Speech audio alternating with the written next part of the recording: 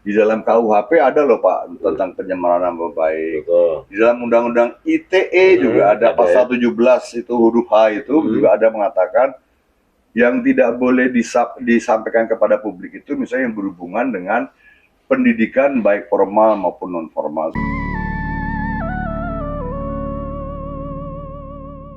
Tentang aduan beberapa orang tentang ijazah palsu Pak Jokowi itu loh. Kan masih rame Pak sekarang. Iya sih. Semakin rame bahkan ya kan. Ini orang-orang nih kok bisa begini nggak ngerti juga aku ya. Itu dia. Nah, ada yang pertama kali itu waktu itu pernah melaporkan ke Bareskrim. Ke Bareskrim nih. Bareskrim. Lalu juga ada laporan tentang perdata ijazah Pak Jokowi itu di Solo, di Surakarta, Pengadilan Surakarta, dan Pengadilan Sleman. Jadi ada beberapa. Ya. Nah, yang di Bareskrim ini, polisi melakukan penyelidikan. Dalam penyelidikan itu, Pak Polisi kemana-kemana, ke UGM, ke sini, ke situ, macam-macam lah ya, yang untuk melakukan full bucket dan penyelidikan. Full bucket itu pengumpulan bahan dan keterangan gitu Pak, kira-kira full bucket ya. Dalam proses penyelidikan itu mengatakan ijazah Pak Jokowi itu identik. Nah kemudian si yang berseteru dengan Pak Jokowi ini, dia menghubungi Dewan Perwakilan Daerah DPD kepada Wakil Ketua DPD. Udah ketemu gitu, agar DPD ikut serta dalam apalah nggak ngerti sehubungan meluruskan tentang ijazah Pak Jokowi ini gitu. Di sisi lain juga mereka ketemu sama Komnas HAM, Komisi Nasional Hak Asasi Manusia. Nah kita lihat nih Pak, bagaimana mereka bicara tentang pengaduannya ke Komnas HAM. Kita lihat nih ya, video nih. Yang kami rasakan adalah adanya perlakuan tidak adil dari seseorang yang akan menggunakan alat negara untuk kemudian menyalahgunakan undang-undang yang sebenarnya digunakan bukan untuk tujuannya. Pak Roy itu seperti menuduh bahwa Pak Jokowi akan menggunakan perangkat-perangkat negara loh, bayangin Pak. Bahkan udah jadi bukan presiden, bukan apa ya. Pak Jokowi udah rakyat biasa sebetulnya. Nggak bisa. Dan kelihatannya sih tidak mungkin ya. Kira-kira masuk akal nggak Pak Jokowi mau menggunakan aparat negara itu? Iya, sebetulnya bukan mau menggunakan. Memang alat itu sudah tersedia. Iya. Dan memang muatannya ada terkait dengan itu, Pak. Ada ya? Ada. Tapi kalau nggak pakai alat ini pakai apa dong? Lah iya, kan artinya orang yang dituduh boleh dong membela diri. Boleh lah. Kemudian tersedia alat, baik undang-undang, alat negara. Di mana salahnya orang menggunakan alat negara? Wajar-wajar aja. Ya. Dia pun sedang menggunakan alat. Dia kan lapor ke Komnas HAM. Iya, ya kan? Betul. Sama-sama saling menggunakan. Iya. Gak usah tuduh-tuduh. Inilah kalau suka menuduh, Pak. Penyakit orang suka nuduh. Apalagi memfitnah. Cenderung fitnah. Tuduhannya tuh tuduhan menghancurkan nama martabat, karakter orang, ya kan? Orang gitu. Coba aja. Kalau dia boleh bilang orang lain menggunakan, dia sendiri sedang menggunakan. Iya, betul. Tapi sebetulnya menurut dia tidak menggunakan. Nah, itu dia. Dia tidak menggunakan. Kelihatan dari tontonan 13 detik tadi, kayaknya dia udah panik ini Pak. Kenapa saya bilang panik? Buah pikiran dia yang dia tuangkan di situ, kelihatan bahwa dia mau membela diri pasti. Karena dia waktu dulu berujar tidak menjilat lidahnya dulu. Kalau mau ngomong bibir basahkan dulu. Itu kata orang tua supaya yang keluar itu hati-hati. Sekarang udah nyerocos sana sini. Nah, sekarang kelimpungan, gitu. Panik sendiri. Sedang panik, akhirnya berupaya untuk melakukan apa saja. Sampai hal-hal yang menurut saya sudah tidak mungkin dia lakukan juga. Seperti melaporkan ke Komnas HAM. Apalagi itu DPD. Nah, itu apa kaitannya? Bahkan diminta agar Pak Prabowo Presiden Republik Indonesia itu agar cawe-cawe tentang kasus ini. Iya. Kan udah panik gitu Pak. Iya, udah panik ya. Selain yang dituduh oleh Pak Roy Suryo itu menggunakan aparat negara, juga dia mengatakan ini kelihatannya dia akan si Pak Jokowi yang dituduh itu juga akan menggunakan undang-undang yang yang tidak bisa digunakan sebetulnya untuk kasus tuduhannya Pak Roy Suryo itu. Yang peruntukannya bukan untuk itu. Iya, undang-undangnya padahal menurut beberapa yang saya lihat di dalam KUHP ada loh Pak tentang pencemaran nama baik. Betul. Di dalam undang-undang ITE juga ada pasal 17 itu huruf H itu juga ada mengatakan yang tidak boleh disampaikan kepada publik itu misalnya yang berhubungan dengan pendidikan baik formal maupun non formal. Sebetulnya nggak salah juga Pak Jokowi menggunakan misalnya Jokowi menggunakan undang-undang ITE itu nggak salah juga karena ada dasar pasal-pasalnya.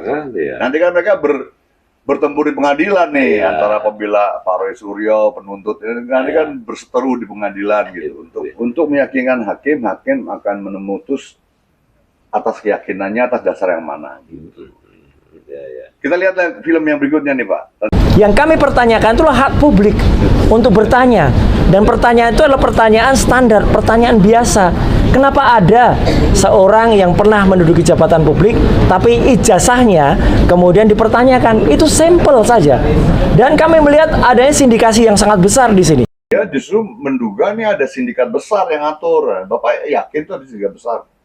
Oh enggak, itu kan dugaan dia. Nah, iya. Nggak perlu pakai sindikat besar Pak. Loh dia menuduh nih ada sindikat besar yang ngatur. Apa dia duga-duga aja nggak apa-apa ya. Iya. Oke lah. Ini kan masalah kacang goreng sebenarnya ini Pak. Iya sebetulnya.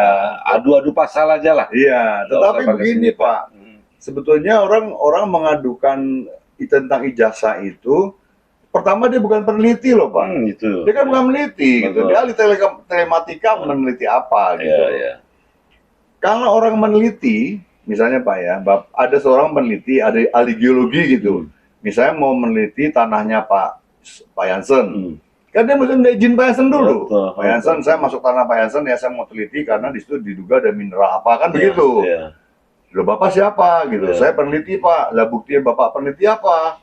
Oh saya sekolah S1, sekolah S2, S3, doktornya doktor bidang mineral gitu misalnya. Karena saya doktor bidang mineral, saya ingin meneliti, saya memang tidak mewakili siapa-siapa, tapi saya minta izin Bapak sebagai peneliti tanah, boleh nggak gitu. Oh silakan Pak, nah baru dia masuk. Nah dia mengatakan sebagai orang biasa, kalau sebagai orang biasa ya secukupnya misalnya Pak ya. Secukupnya gitu loh. Mengomentari apapun secukupnya. Orang dia bukan siapa-siapa. Iya, gitu, dia bilang tadi itu kan, ini hanya pertanyaan publik yang biasa. Iya. Simple katanya. Iya. Simpel bagaimana? Jadi apa tujuannya? Kok dibilangnya simpel? Nah, ya sebetulnya dia mau ngomong gitu Pak. dia mau menyembunyikan motivasi dia. Nah, motif. Motif dia. Motif. Nah, yang sebenarnya. Ya, nggak tahu apa ya? Nah, nggak tahu, kita belum tahu. Belum tahu. Nah, terus dia lindungi dengan kalimat ini hanya pertanyaan simpel. Iya, betul. Padahal motifnya apa di balik simpelnya itu? Betul. Kan kita nggak ngerti motifnya apa. Nanti kalau di pengadilan dia harus buka semua itu. Nah, itu benar. Iya kan? Iya. Nah, ini ada film lagi yang kita bisa komentari, Pak. Mari kita lihat. Ya. Bagaimana tim yang menuduh ijazah Pak Jokowi palsu itu mengatakan apa? Kita lihat ya. Nah, ini kita lihat nih. Kami tidak hanya berhenti di sini, karena kami akan menyampaikan ini ke level yang lebih tinggi lagi, yaitu di level internasional. Jadi si pengadu ini nggak puas kalau di Indonesia Pak. Bahkan dia mau mengadukan ke kepolisian internasional. Ada ke PBB bahkan bos. Nah dia tadi barusan mengatakan ke level internasional, levelnya tinggi ke level internasional. Yang notabene mereka nggak ada kaitannya dengan ini gitu. Ada lah Pak. Gitu. Tidak ada kepentingan juga. Lah siapa sih Pak yang lembaga internasional yang mengutak-atik jasa Pak Jokowi? Nggak ada bos. Ya nggak Pak ya? Menurut saya sih nggak ada Pak. Menurut Bapak ada nggak? Nggak ada.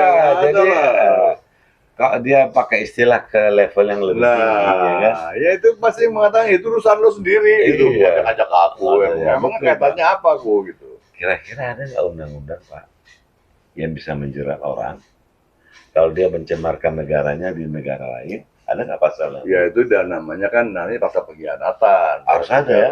Itu kan dia mencemarkan nama baik Indonesia Pak.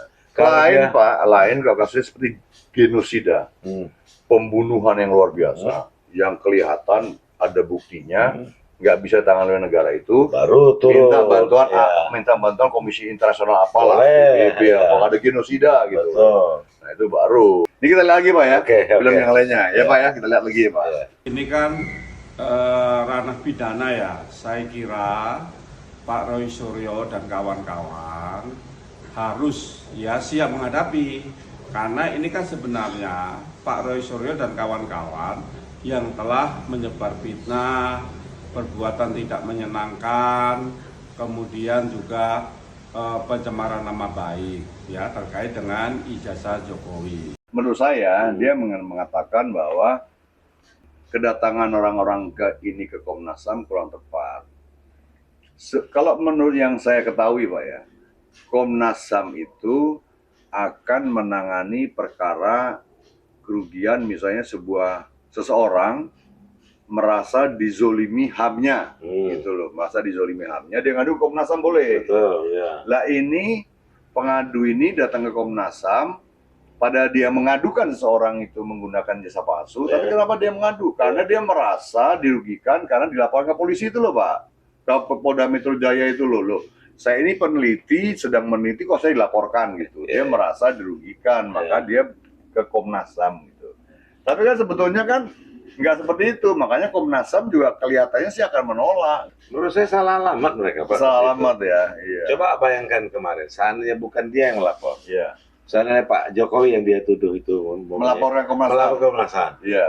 Masih lebih pantas. Iya, lebih pantas. Karena lebih pantas. dia jadi korban. Iya, jadi korban. Daripada orang yang memfitnah ini melapor. Daripada orang yang menuduh ini melaporkan ke Komnas HAM. Nggak ada pantas-pantasnya, Pak. Nah, iya.